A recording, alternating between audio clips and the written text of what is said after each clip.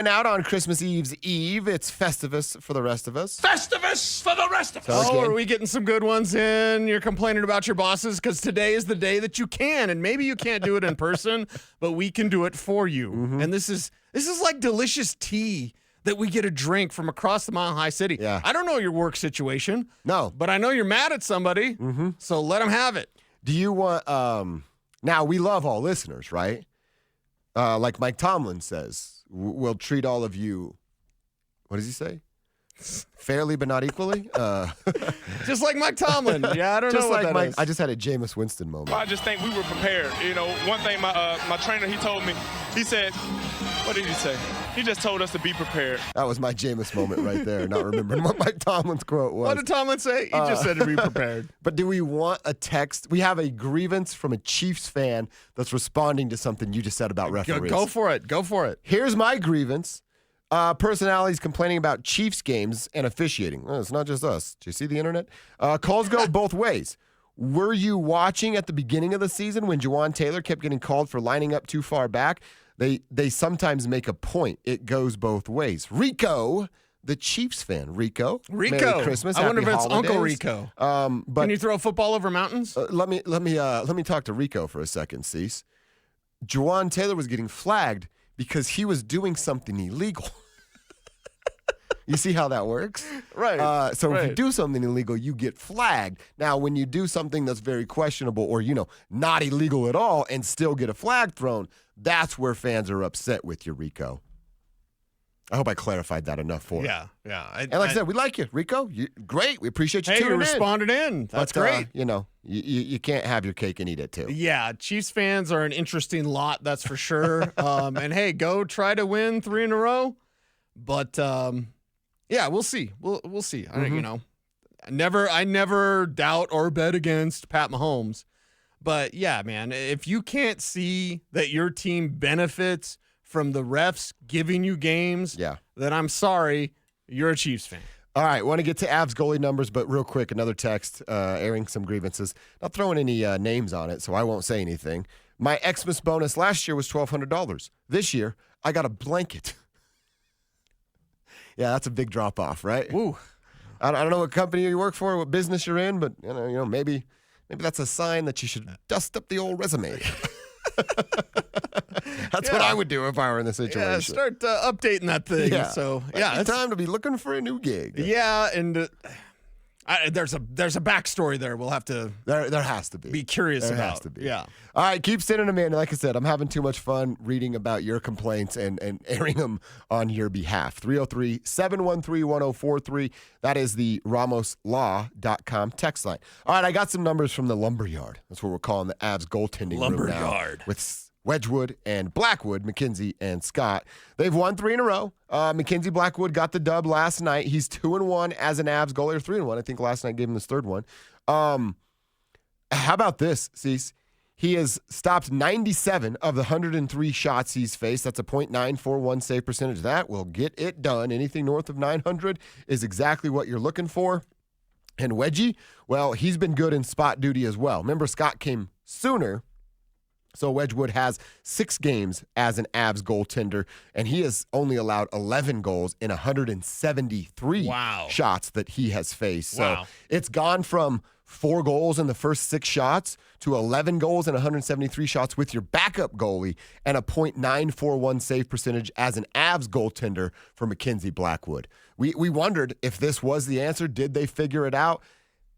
I'm still not like 100%.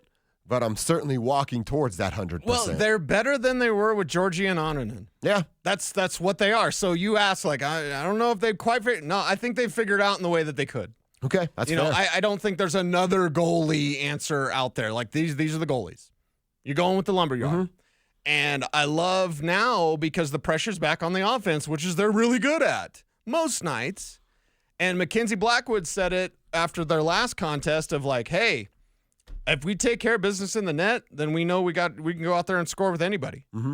And that's it. That's the recipe for success. So it's the kind of you don't need the best goaltenders out there if you got the offense going. Yeah, but you needed better than Alexander Georgiev. That wasn't working. You had to make a move. Justus Ananen had to make a move. Yeah. You made 2 moves, and here's the thing. Because we're asking, like, when do the Nuggets figure it out? When do they fix what ails them? I'm not saying they're fixed completely. Don't at me, bro. Hockey guy is you think Kev keeps receipts. Hockey guy's like, remember in 1996 when you mispronounced that Russian's name?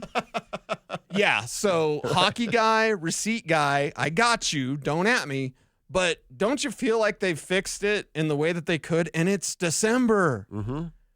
We're not wondering, like, what are they going to do a goalie? When are they going to do a goalie? What about a goaltender?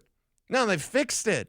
And it's not like they fixed the backup and like, oh, well, they still got Georgie, and then, well, now, okay, Wood in there, Wedgie's in there. No.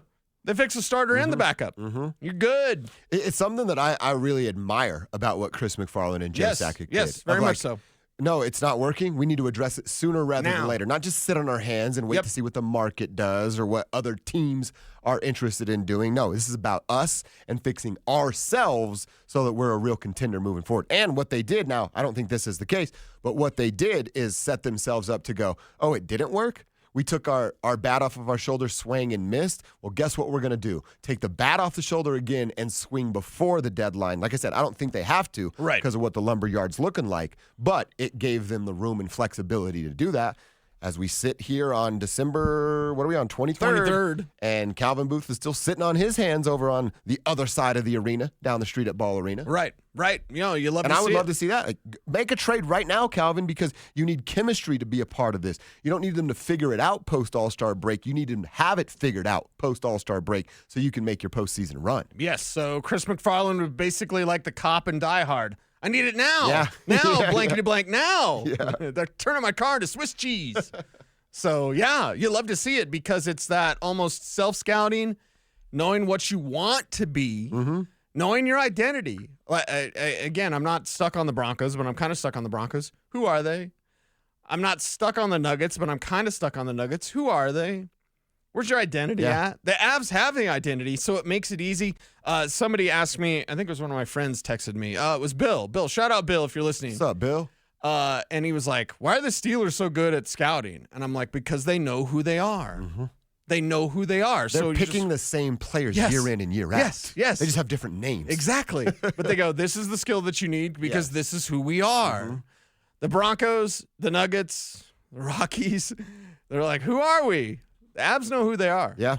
That's gives very them an well advantage. Said. Very well said. Mm-hmm. Real quick, as far as the Festivus goes, our guy Brian up in Loveland. I don't know, maybe Byron. It's a Y in there. Can bosses complain about stupid employees? Yes, of course. Mark? Heck yeah, you can, Brian. Yes. To the last text where he didn't get his Christmas bonus. Well, the economy sucked in 2024, and nobody made money. Hard to give what you don't have. Fair perspective that time. That was the blanket guy. He gave a blanket. It's like, hold up. I need to defend myself. I got called out for the damn blanket. I got to get at this. 303-713-1043. Yeah.